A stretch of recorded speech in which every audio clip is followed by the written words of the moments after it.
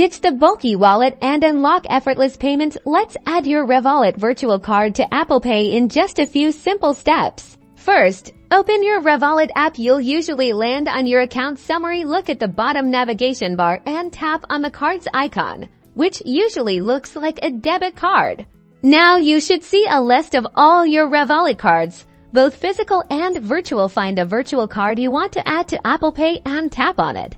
You'll now see the details of your virtual card. Don't worry, we'll blur out the sensitive information like card number and CVV for this video. Look for the button that says Add to Apple Wallet or Add to Apple Pay. It's usually located below the card details or near the card image. Tap on that. Your iPhone will automatically open your Apple Wallet. You might be prompted to confirm your card details. Again, just follow the on-screen instructions to verify the information, like your name and card details, which it will automatically read. Apple will then present you with the terms and conditions. Scroll through them, and if you agree, tap on the Agree button.